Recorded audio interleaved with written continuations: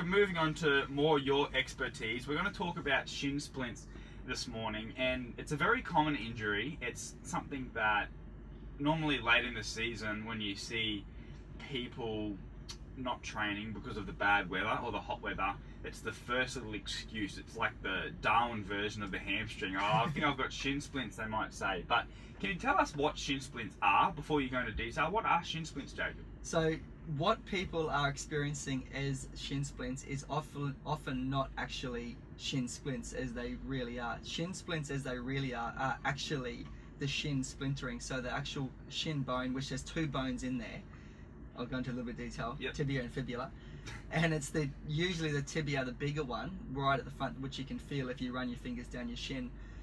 That's the one which is actually splintering. So the bone is actually splintering. And the reason for that, we'll go into a bit more detail, but could be any number of reasons.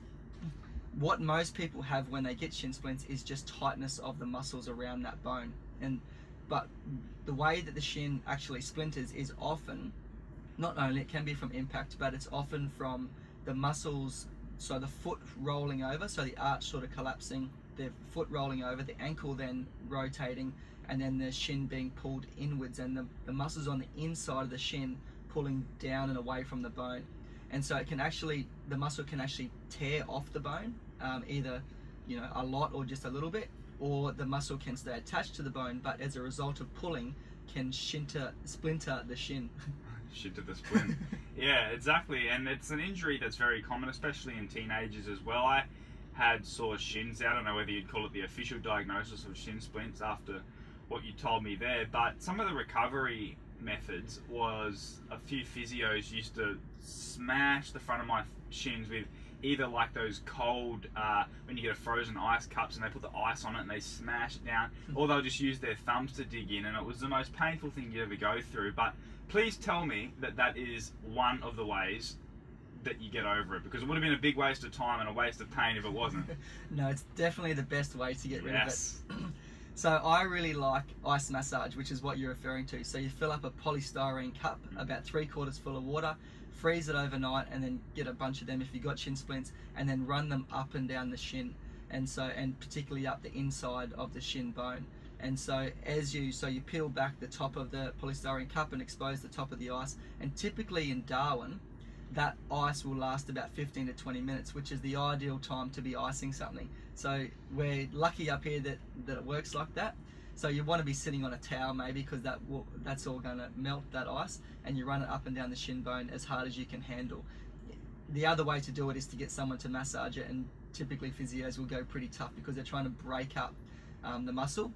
So often it's the muscle there which, there's a few muscles in that area, but the main muscle which needs to be broken up is the soleus. So that's the one which sits deeper inside your calf muscle, and it sits right in behind the bone, and that's often the one which is that physios or someone who's massaging is trying to break up. So another thing that I did to get over my shin splint injury was excessively stretch my calf muscles. So was that something, because I wasn't told by the physios that that's what you needed to be doing, but I felt that my lower leg was really loosened up, and it definitely helped. So is that right? Would you recommend stretching your calf muscles for those suffering from shin splints? Yeah, definitely. So secondary to the ice massage and the regular massage is you need to stretch at the same time. And so the best way to stretch your calf, in my opinion, is to hang your heel over a step. So if you've got a step in your house, just hang your heel down. So put the ball of your foot or your toes on the edge of the step and hang your heel down so your leg is straight. If you're hanging with a straight leg, so your knee is straight, you're going to hit more the back of the calf muscle, and that's called the gastrocnemius. The other muscle which you really need to get into for shin splints, like I said earlier, is the soleus. And to get that, you need to bend your knee. So if you bend your knee a little bit and then you hang your heel over a step, then you're going to get in deeper, and that's the muscle which you really need to lengthen and to stretch. So, and you can do that in different ways. You can hang your heel straight. You can also hang your heel on an angle inside and an angle outside to try and get it from all different angles. I suppose it depends on the severity of the injury, but is it one of those things that you can manage? So if you're a footballer and you're in charge of an AFL list and your star player heading into the finals has shin splints, is it something that you can get yourself up for every weekend? It's something that you can, but really the best thing for shin splints is rest, because there's 4 reasons why you might, and I've just sort of made these up, there may be more, but in my experience, there's 4 reasons why you may get shin splints. One is the shoes you're wearing, so you want to look at your shoes.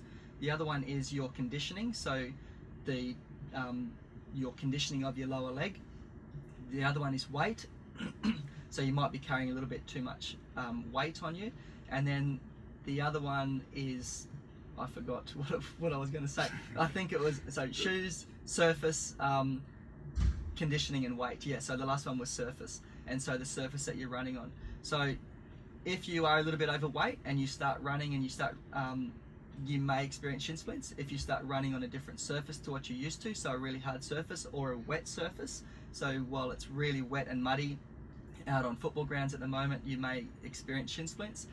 The shoes that you're wearing, if they're old and they don't have much cushioning in them, then you may experience shin splints. And the last one I was talking about was, I forget. Very good, Jacob, very good.